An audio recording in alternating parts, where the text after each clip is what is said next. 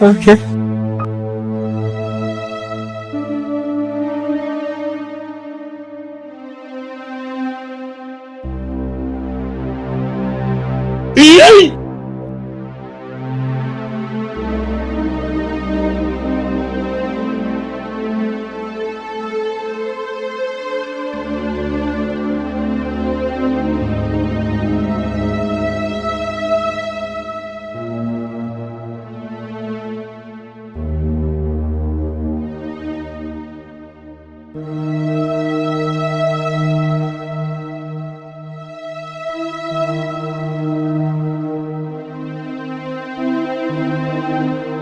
There is God, oh. Will you keep quiet?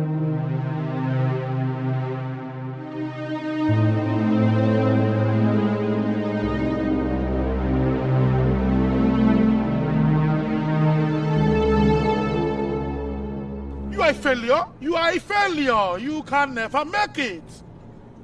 You can never. You know you cannot make it. You are a failure. You can never make it. You can never. You know you cannot make it.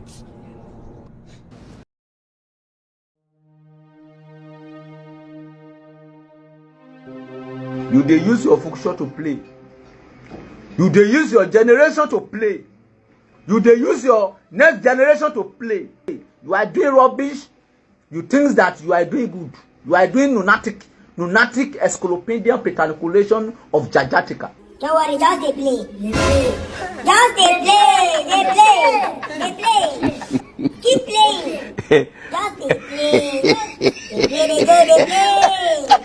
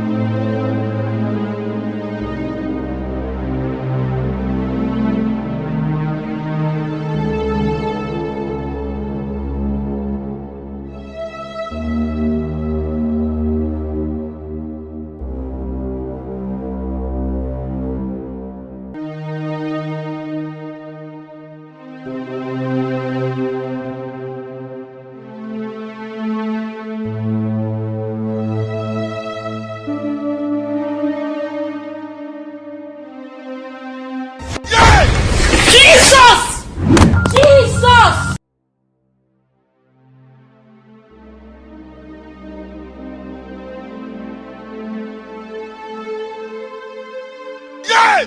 Yeah!